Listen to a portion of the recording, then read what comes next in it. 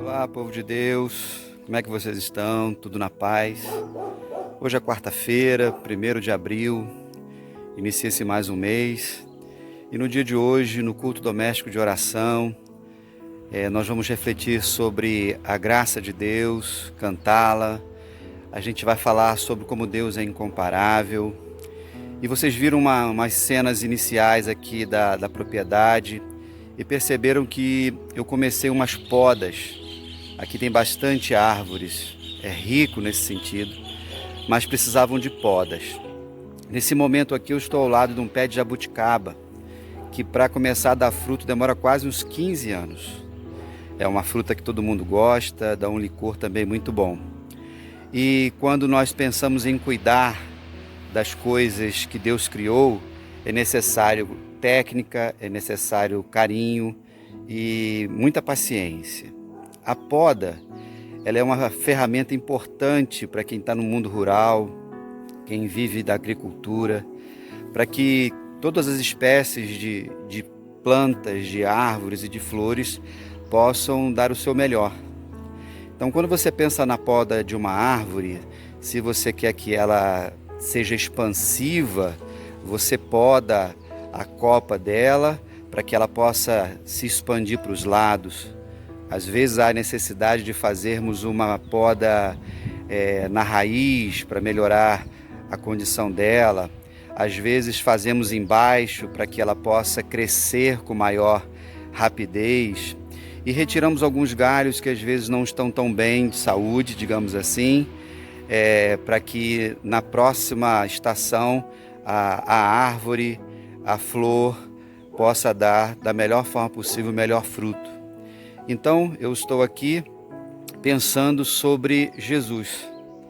Lá no capítulo 15 do Evangelho de João, nós encontramos Jesus dizendo que eu sou a videira verdadeira e o meu pai é o agricultor. Então, Jesus ali vai usar o exemplo da videira, da onde vem a uva, da onde vem o vinho, e a importância de se pegar os ramos, retirar aqueles que não estão dando frutos podar aqueles que estão dando frutos, para que deem mais frutos. É isso que Jesus ensina. Nós precisamos estar ligados nele.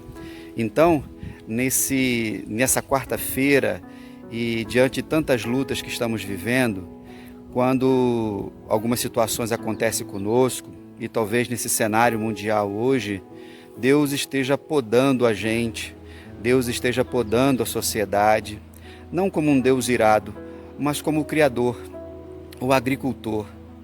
E aí, queridos, é um tempo da gente refletir sobre isso. Talvez se as árvores aqui pudessem reclamar ou gritar quando a poda, a gente coloca a tesoura e corta o galho e ela pudesse gritar, ela gritaria porque gera dor. Mas essa poda é importante para que ela possa produzir mais e cumprir a sua missão para a qual foi feita na terra. Então, no dia de hoje, nessa quarta-feira, nós precisamos refletir sobre o que Deus quer da nossa vida. Então, nesse momento aqui, quando eu corto esse galho aqui, faço uma poda, eu estou ajudando essa jabuticabeira a continuar na sua jornada como uma parte da criação de Deus. Hoje, o pastor Alex vai trazer uma boa reflexão para a gente sobre o olhar de Cristo sobre as pessoas, sobre João Batista, sobre Pedro, também sobre o ladrão da cruz. Então é importante que nós aprendamos todos os dias com a criação de Deus que está à nossa volta, não é isso? Com os eventos, com as situações. Assim, eu espero que no próximo ano, essa jabuticabeira que já deu fruto agora no início do ano, possa, no tempo certo, frutificar mais. E se Deus permitir, muitos de vocês estarão aqui, chupando um pouquinho dessa jabuticabeira. Tá bom, queridos? Que o bom Deus continue nos sustentando, livrando-nos do perigo do mal, e com fé, perseverança, nós vamos seguindo ao Senhor. Lembre-se, Jesus é a videira, o nosso Deus é o Criador, nós somos os ramos e precisamos produzir frutos que glorifiquem e exaltem o nome do nosso Deus. Amém?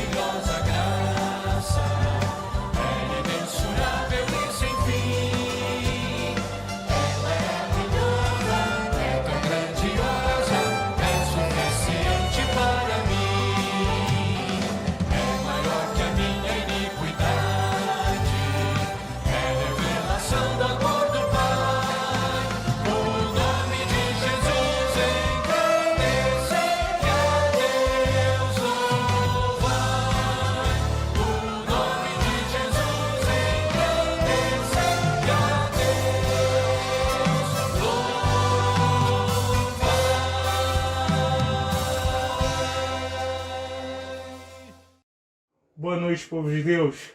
Estamos aqui reunidos. É um prazer estar com os irmãos nessa noite. Bem, como os irmãos sabem, já disse alguns, gostaria de estar presente pessoalmente, mantendo e agregando na nossa comunhão. Mas, nesse momento, estamos em comunhão, estamos juntos. Então, nessa noite eu vim aqui trazendo uma mensagem para os irmãos e espero que o Espírito Santo de Deus, que habita dentro de cada um de nós, possa estar tocando os nossos corações. Bem, meus irmãos, vivemos um momento de crise, um momento diferente de tudo que nós vivemos. Já falei sobre isso aqui. Em um momento como esse, é necessário mantermos viva a esperança. É necessário que nós possamos continuar sendo orientados por aquele que é o nosso direcionamento. Em meio a diversas notícias, a diversas situações que estão acontecendo, não só no nosso país, mas em todo o mundo, é difícil mantermos o nosso foco e continuarmos sendo direcionados para aquele que realmente tem o caminho para as nossas vidas. E aí, nessa noite, em oração e na minha relação com o Senhor, me veio ao coração trabalhar com os irmãos e trazer aos irmãos a mensagem sobre aquilo que nos direciona e aquilo que pode ser a nossa luz no fim do túnel. O olhar de Jesus. Somente um olhar. O tema da mensagem dessa noite significa que nós vamos ver e entender um pouquinho mais como o nosso Mestre, o Messias de Deus, o Cordeiro de Deus que tira o pecado do mundo, tinha a capacidade de transformar vidas e situações através de um simples olhar. Eu te convido a fechar os seus olhos. Nós vamos estar orando nesse momento, antes de começar essa mensagem. Santo Deus, amado Pai, muito obrigado. Nós te agradecemos, Senhor, porque entendemos que Tu és o nosso Deus e que não existe outro como o Senhor. O Senhor é aquele que nos direciona. O Senhor é aquele que vai estar nos mostrando o caminho em meio a toda essa crise. Senhor, muito obrigado, porque o Senhor, mesmo sendo Deus, olha para cada um de nós e demonstra em cada um de nós o Seu amor, a Tua misericórdia e principalmente a Tua graça. Nós te agradecemos por tudo e te pedimos, Pai, que o Senhor continue falando conosco, não só nessa noite, mas no decorrer de todas as nossas vidas. É em Teu santo e poderoso nome que eu oro nesse instante, Senhor Jesus. Amém. Somente um olhar. Existe um ditado popular que vai dizer que os olhos são a janela da alma. Toda vez que eu penso sobre isso, nós conseguimos entender que através do olhar, através do nosso olhar, nós conseguimos demonstrar muitas coisas. Podemos mostrar quando estamos com medo, podemos mostrar quando estamos ansiosos, podemos até mesmo, através do olhar, mostrar que estamos sentindo alguma coisa. Afinal de contas, quem nunca ouviu falar sobre o amor à primeira vista? E quando nós entendemos que o olhar é algo, uma característica humana tão forte dentro de nós também podemos entender que através dela, não só nós como seres humanos podemos nos relacionar, mas o próprio Deus, na pessoa de seu Filho, se relacionou com cada um de nós e tem se relacionado até hoje. E quando nós falamos sobre o olhar de Jesus, eu posso entender que o olhar de Jesus é um olhar que traz esperança. Quando eu penso sobre esse texto e quando eu penso sobre essa situação, nós entendemos que é necessário ter esperança. É necessário buscar e manter viva a esperança dentro do nosso coração. E através do olhar de Jesus é possível manter essa esperança e trazer consigo essa esperança. Quando eu penso sobre isso, no sábado, quando estudávamos o Evangelho de Marcos com a juventude de nossa igreja, nós começamos falando sobre João Batista. João Batista talvez seja um dos personagens mais fantásticos que nós vamos encontrar no texto sagrado. Pois, afinal de contas, João vai ser o segundo e o único segundo que é anunciado pelo mesmo anjo que anuncia o nosso Salvador. Afinal de contas, o anjo Gabriel aparece a Zacarias no templo do Senhor para dizer que ele teria um filho e que esse menino seria muito importante. E existe uma questão muito interessante que eu sempre gosto de frisar quando eu estou falando de João Batista, que é o fato do anjo Gabriel dizer que João seria um profeta, mas um profeta diferente de qualquer outro que havia existido até aquele momento. Porque João seria um profeta que já seria cheio do Espírito Santo desde o ventre da sua mãe. O texto vai se confirmar no momento onde Maria e Isabel se encontram e no ventre de Isabel João revira. Isso significa que mesmo no ventre de sua mãe, aquele menino, o profeta, sabia que o Cordeiro de Deus que tira o pecado do mundo estava diante dele, estava em sua presença. Nós entendemos também que, por conta da função de seu pai no templo como um dos sacerdotes, João Batista, por questões hereditárias, tinha como direito e como dever ser um sacerdote de Deus. Porém, não é assim que acontece. Nós sabemos que João vai ao deserto, e sabemos que é do deserto que ele prega e prepara o caminho a Jesus. E essa mensagem pode não parecer muito, mas ela é uma mensagem clara e direta do próprio Deus, dizendo que ele já não aprovava as ações que aconteciam dentro daquele templo, porque naquele lugar não era ele que estava mais sendo cultuado, e sim toda a corrupção do império e até mesmo do povo judeu. E a partir daquele momento, o seu sacerdote, o seu profeta, ele não estaria mais no templo, e sim estaria no deserto, preparando o caminho para Jesus. Só que talvez você se pergunte, tudo bem, Alex, entendi tudo que você me disse até aqui, mas aonde você quer chegar dizendo que o olhar de Jesus trouxe esperança ou reaviveu a esperança de João Batista, trouxe de volta à vida a esperança de João Batista? Meus irmãos, como falei com os nossos jovens, João Batista ele tinha consigo não só a sua relação com Deus, mas ele tinha como único fator determinante de toda a situação e de todo o guiar da sua vida, de todo o direcionamento de sua vida, somente a palavra de seu pai. E além da palavra de seu pai, ele também tinha a sua relação com Jesus, que era seu primo. Nós podemos conjecturar através do texto, já que ele não demonstra isso, que João e Jesus foram criados juntos. Eles eram primos e eles tinham a mesma idade. Então, o lado humano de João, as características humanas, a mente de João, possivelmente, em diversos momentos, tenha duvidado não só da palavra de seu pai, mas da relação com o seu primo. Pois, afinal de contas, eles foram criados juntos. Eles conheciam todas as manias, todas as brincadeiras, todos os trejeitos um do outro. E, além disso, João não sabia quanto tempo ele deveria esperar para que o seu primo, o filho do carpinteiro, se tornasse aquele a quem ele preparava o caminho. Então era uma aposta muito duvidosa. A vida que João vivia era uma vida muito arriscada. O texto sagrado vai dizer que João vai ser comparado a Elias. Um espírito de ousadia existia na vida do profeta. Elias, como os irmãos bem sabem, foi aquele que desafiou Acabe e Jezabel e correu risco de vida por conta disso. Nós conseguimos ver a mesma característica, a mesma ousadia na história e na realidade de João. Então, com certeza, em algum momento, João pode ter tido medo, João pode ter duvidado e pode ter perdido a esperança. Porém, meus irmãos, nós entendemos que no texto de João, no texto do Evangelho de João, não o Batista, mas quando conta a sua história, existe um momento onde Jesus e João vão se encontrar. E ali naquele momento, quando os olhares de João e Jesus se cruzam, algo acontece e algo é muito diferente. Vamos ver o que diz o capítulo 1 do Evangelho de João, os versos 28 e 29.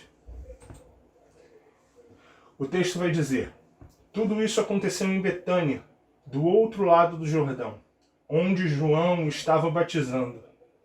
No dia seguinte, João viu Jesus aproximando-se e disse: vejam, é o Cordeiro de Deus que tira o pecado do mundo. Irmãos, ali, naquele lugar, naquele rio, algo estava diferente. Por que eu digo isso? Porque na hora que João olha para Jesus, quem estava ali com ele não era mais somente o seu primo. E eu posso dizer que não era mais somente, porque o primo de João ainda estava ali. Pois Jesus era 100% homem. Ele ainda era o homem que foi criado com João. Mas além disso, era chegada a hora. Era chegado o momento de começar o ministério de Jesus. E aí a esperança que talvez tenha sido abalada no coração de João, naquele momento que ele vê Jesus e que ele recebe o olhar de seu primo, mas não mais só do seu primo, ele recebe o olhar do Cordeiro de Deus. Ele reconhece que a missão dele estava cumprida. Ele reconhece que naquele momento e a partir daquela situação, o caminho já estava pronto e muita coisa ainda ia acontecer. Naquele lugar, irmãos, naquele rio, João tem a vida dele transformada por Jesus. É engraçado dizer isso, pois afinal de contas, quem batizou foi João. Mas, com certeza, o maior impacto naquela situação foi na vida do próprio João. Porque naquele momento, através daquele olhar, João percebeu que a sua esperança estava viva no Cordeiro de Deus. Nós podemos entender através desse olhar que traz esperança, que Jesus ele traz consigo todas as características de Deus. E entre todas elas, existe uma característica e um dos grandes dons de Deus, que é o dom de Deus ser aquele que sonda os nossos corações. Deus conhece o meu coração e o seu coração melhor do que eu mesmo e do que você. E isso é algo incrível. Mas isso também é algo que às vezes pode nos deixar com medo, não é verdade?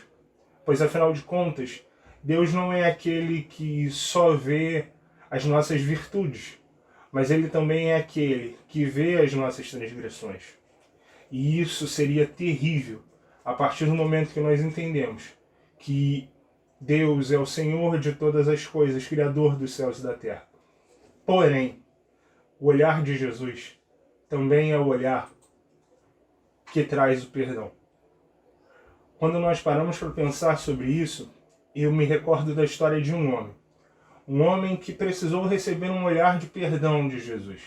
E, na verdade, ele não recebeu esse olhar somente uma vez. Ele precisou que 2 vezes Jesus olhasse para ele, trazendo consigo o perdão que ele precisava para aquela determinada situação. E esse homem, meus irmãos, era o apóstolo Pedro. Sim, o líder da igreja. Aquele que seria a voz de Jesus na terra depois de sua ascensão. Um homem que pode ser considerado quase o líder dos discípulos de Jesus.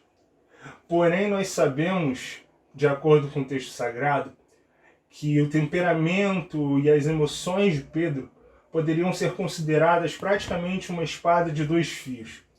Pois, afinal de contas, ela ia a favor de Pedro em alguns momentos, mas também foi contra ele em momentos que eram muito tristes para a sua trajetória.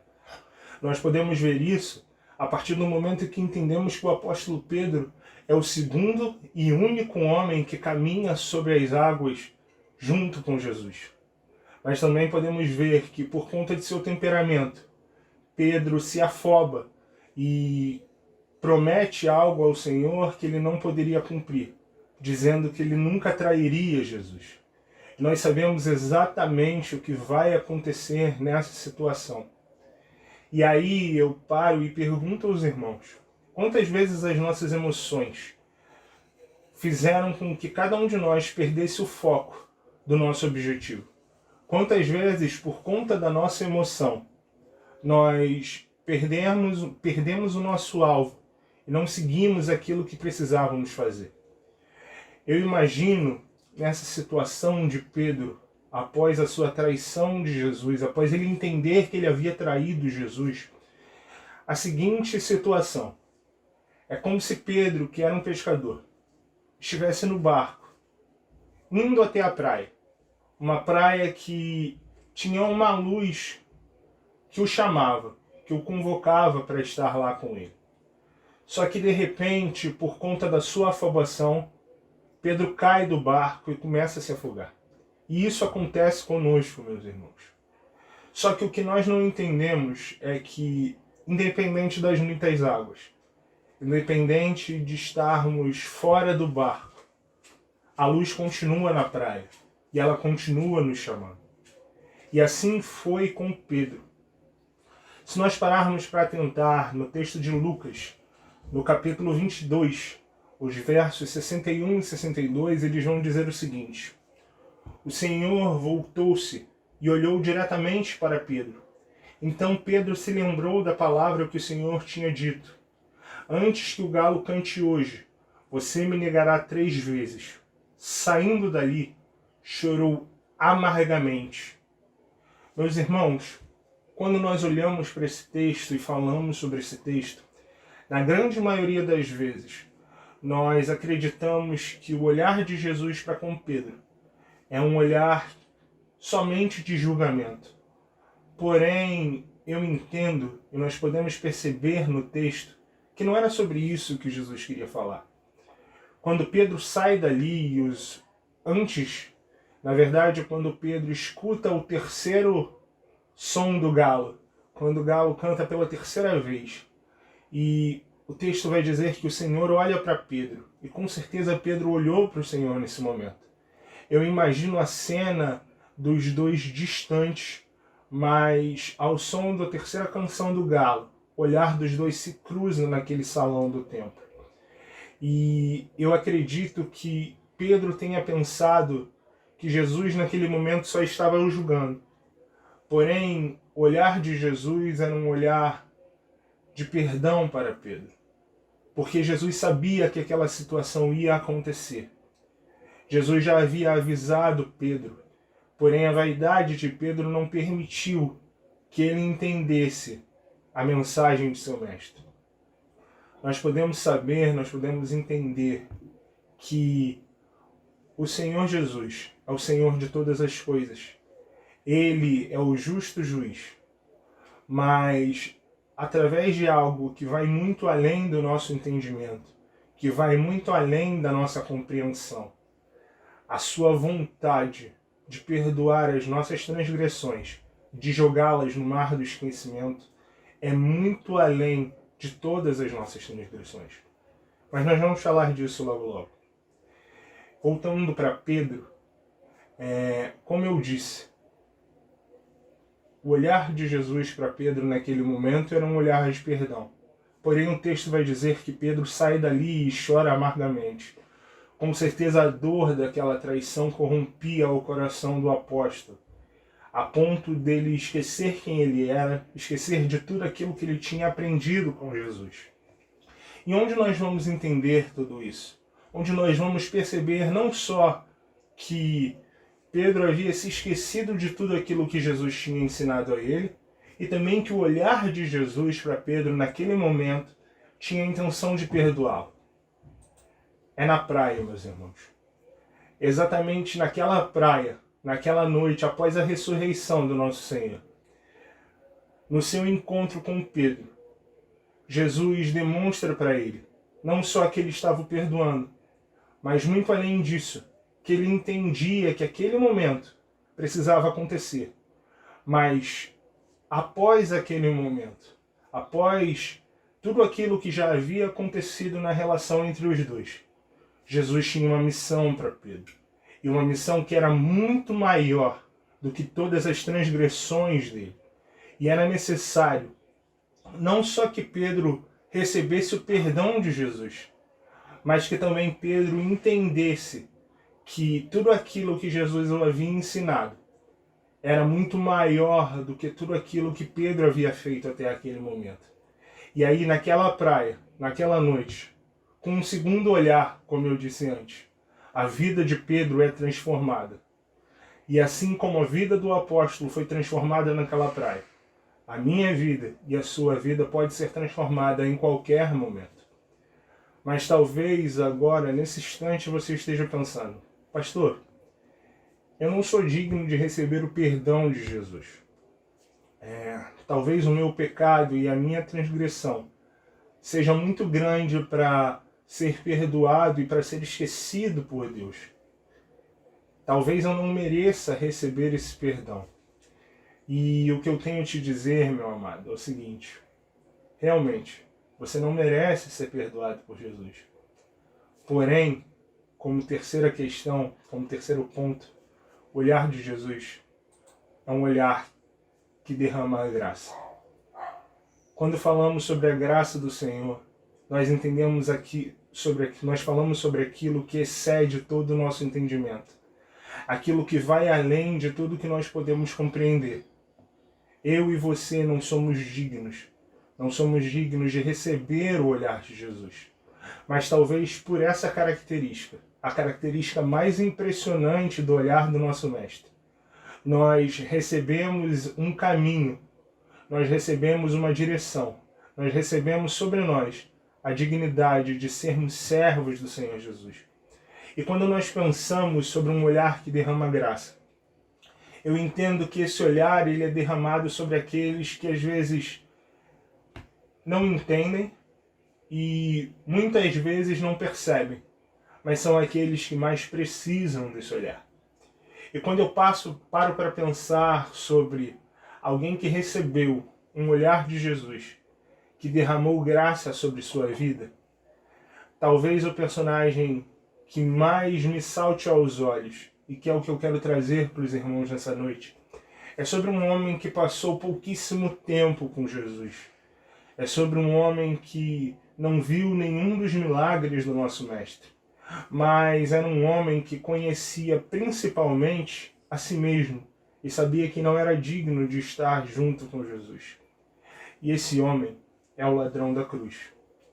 Talvez de todo o texto sagrado, aquele homem que morreu ao lado do nosso Salvador seja um dos maiores exemplos de graça de toda a história do texto sagrado. Pois ele sabia que ele não era digno de estar ao lado do Salvador do mundo. Mas mesmo assim, através de um olhar, ele teve a sua vida não só transformada, mas salva por Jesus. Quando eu penso nisso, eu convido os irmãos a pensarem em um poço. Eu trago essa figura pela seguinte dicotomia da figura do poço. A seguinte dupla interpretação que nós podemos ter dentro da figura de um poço. Quão mais profundo se torna um poço, ou quão mais profundo é um poço, mais difícil é se tirar a água dele. Mais energia é necessária para que você tire água desse poço. É necessário um trabalho, um esforço muito maior para que você consiga obter o resultado da água daquele poço. E quando falamos de poço, muitas vezes nós achamos que chegamos ao fundo do poço, não é verdade? E que não existe solução para as nossas vidas, que não existe forma de sairmos daquele poço porque não tem esforço existente no mundo que faça que nós possamos nos livrar daquela situação. Porém, eu te tiro fora desse exemplo e te digo que um único homem, através de seu olhar, é capaz de resolver todas as duas tarefas com a mais simplicidade e perspicácia possível. E esse homem é Jesus. Diferente de João e Pedro, que falei com os irmãos, aquele homem não era influenciado pelo seu relacionamento com Jesus. Ele não o conhecia, ele não viu os seus milagres, ele não ouviu pregando a ninguém. Mas aquele homem, simplesmente por estar na presença de Jesus, sabia que ao lado dele estava o Messias de Deus. O mais magnífico desse texto, quando eu paro para pensar nisso, é que ainda diferente de João e Pedro, aquele homem não conhecia realmente Jesus, mas aquele homem conhecia a si mesmo. Aquele homem sabia que a sua vida era uma vida cheia de pecados, era uma vida marcada pela morte e pela destruição. O texto não vai dizer exatamente tudo o que aquele homem fez, mas ele entendia e sabia que ele não era digno de estar naquela cruz junto com o Filho de Deus.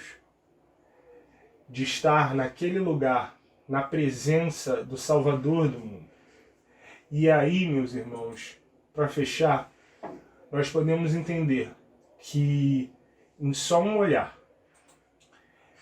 num único olhar de um único homem, nós podemos ter o suficiente para trazer a esperança daquele que a havia perdido, para dar o perdão àquele que achava que não podia se perdoar, e para trazer a graça àquele que mais necessitava.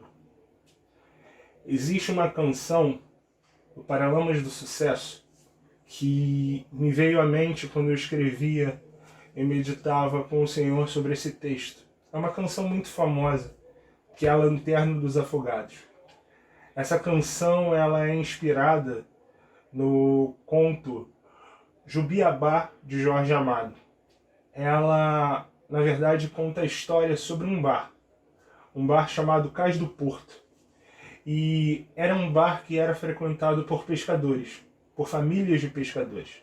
Afinal de contas, a pesca era a profissão que mais dava renda naquela pequena cidade. E Jorge Amado vai dizer que as esposas daqueles pescadores ficavam aflitas e com medo, porque já que a profissão dos seus maridos era necessária e era perigosa, eles tinham a necessidade de trabalhar mesmo à noite. E como eu disse aos irmãos, era uma simples aldeia.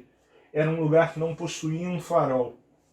E a história vai dizer que aquelas mulheres se encontravam naquele bar, levavam consigo lamparinas, possivelmente lamparinas de querosene, já que o conto é de alguns anos atrás.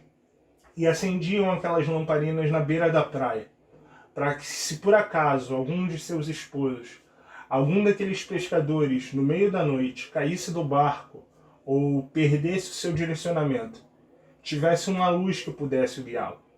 Nesse momento, eu vou estar fazendo leitura da letra da música. E a música diz o seguinte: quando está escuro e ninguém te ouve, quando chega a noite e você pode chorar, há uma luz no túnel dos desesperados, há um cais de porto para quem precisa chegar. Eu estou na lanterna dos afogados, eu estou te esperando, vê se não vai demorar. Há uma noite longa para uma vida curta, mas já não importa, basta poder te ajudar. E são tantas marcas que já fazem parte do que eu sou agora, mas ainda sei me virar. Eu estou na lanterna dos afogados, eu estou te esperando, vê se não vai demorar. E aí agora talvez você se pergunte, mas pastor, o que isso tem a ver com o que você estava falando? O que esse texto tem a ver com... O que essa música tem a ver com o olhar de Jesus? Com o olhar que demonstra, que traz de volta a esperança, com o olhar que dá o perdão e o olhar que derrama a graça.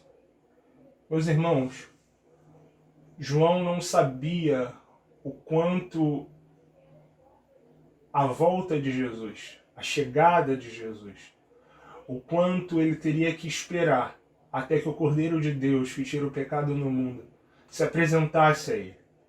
E o refrão da música diz: eu estou te esperando, Jesus, vê se não vai demorar.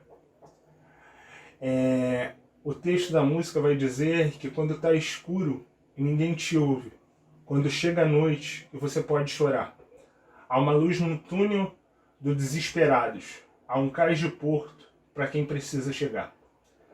A dor da traição de Pedro era tão grande e o pecado corrompeu tanto o seu coração por conta de toda aquela situação, que não só as lágrimas corriam no coração de Pedro e nos seus olhos, mas talvez Pedro se esqueceu que ele tinha uma missão muito maior do que tudo aquilo naquele momento. E que naquela praia ainda existia para ele não só a esperança, mas o perdão que transformaria a vida. E a letra também diz: Uma vida longa, uma noite longa, para uma vida curta. Mas já não importa, basta poder te ajudar. Uma vida cercada pela morte, cercada pelo pecado e pelas transgressões daquele ladrão naquela cruz.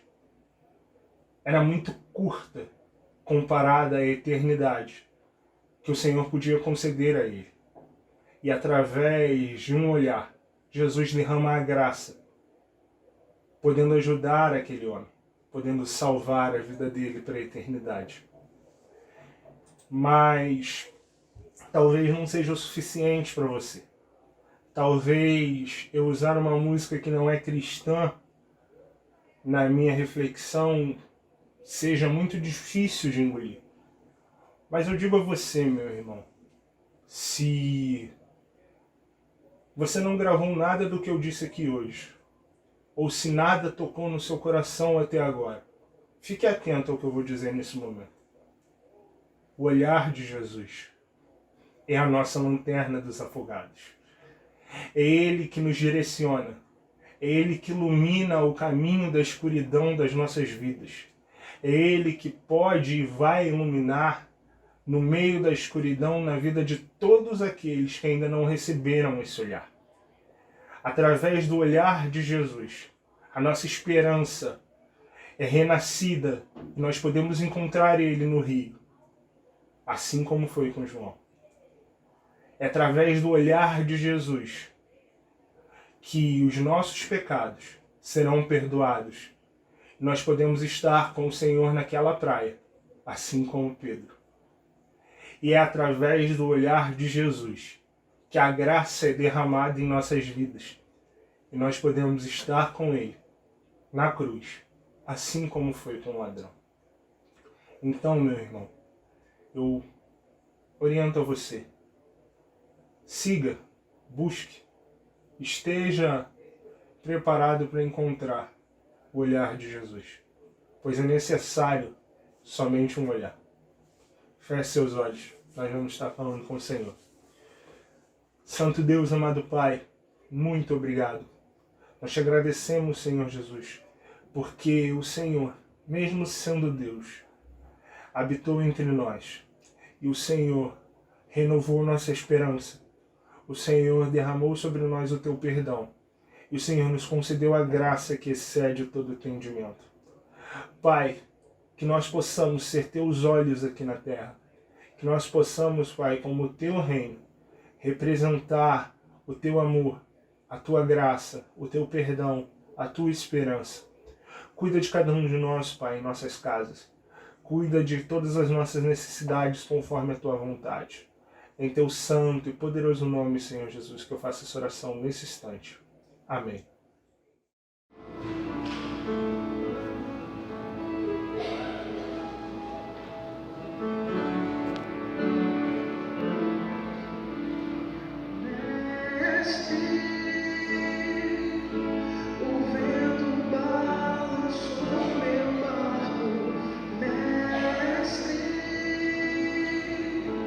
Estou à beira de um naufrágio.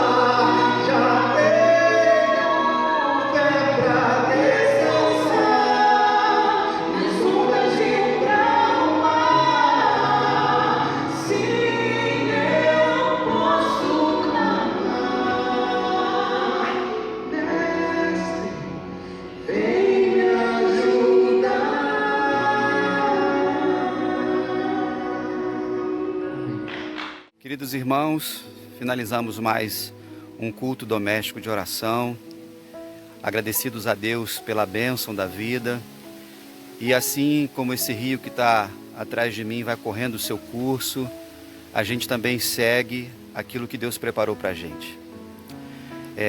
A cada momento a gente procura incentivar vocês a estar em oração, em intercessão. Estamos orando por todo mundo, por essa pandemia, para que morra o menor número de pessoas, orando pelos médicos, enfermeiros, todos os profissionais que estão no front tentando salvar vidas, outras profissões essenciais que fazem com que a gente continue comendo, continue tendo transporte, água e luz. Nossos irmãos também que estão vivendo lutas. Continuamos a orar, irmãos, pela irmã Erenice, que deve ter alta amanhã, se Deus permitir. Irmã Josete está aguardando ainda a permissão para fazer a cirurgia. O Kim, você já viu ele no vídeo aí, está caminhando pela fé. Outros irmãos que já vêm com outras lutas, mas estão firmes nos seus propósitos. E todos aqueles que nós fomos lembrando, vamos caminhando juntos. Que o bom pastor que cuida de nós nos conduza em verdade e vamos vivendo segundo o seu querer. Uma boa semana ainda para todos.